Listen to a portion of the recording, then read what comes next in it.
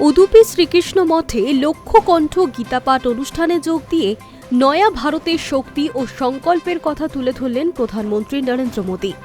জাতীয় নিরাপত্তা প্রসঙ্গে বক্তব্য রাখতে গিয়ে তিনি বলেন, আমাদের সুদর্শন চক্র যে শত্রুকে ধ্বংস করে দিতে পারে, অপারেশন সিন্দুরে আমরা তা দেখেছি।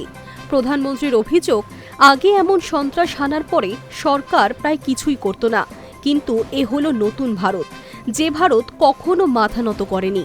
নাগরিকদের নিরাপত্তার প্রশ্নে এক পা পিছিয়েও যায় না। উদুপিতে রোড শো সেরে শুক্রবার শ্রীকৃষ্ণ মঠে পৌঁছন মোদী। সেখানে লক্ষ্যকণ্ঠ গীতা পাঠে অংশ নেন, যেখানে 1 লক্ষেরও বেশি মানুষ একসঙ্গে শ্রী ভগবদ গীতার শ্লোক পাঠ করেন।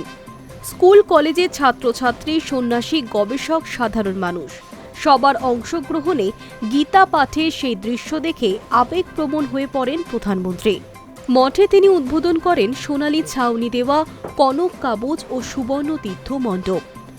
মোদীর কথায়, 3 দিন আগে ছিলাম গীতার ভূমি কুরুক্ষেত্রে, আজ কৃষ্ণ ভক্তির এই পুণ্য ভূমিতে এসে অপরিসীম তৃপ্তি অনুভব করছি। 1 লক্ষ মানুষের সম্মিলিত গীতা পাঠ দেখে তিনি বলেন, ভারতের হাজার বছরের আধ্যাত্মিক ঐতিহ্যের দেবদূতী। অযোধ্যা প্রসঙ্গেও মোদী বলেন, ওখানে ধর্মধ্বজা প্রতিষ্ঠিত হয়েছে। রাম মন্দির আন্দোলনে উদুপির ভূমিকা গোটা দেশ জানে।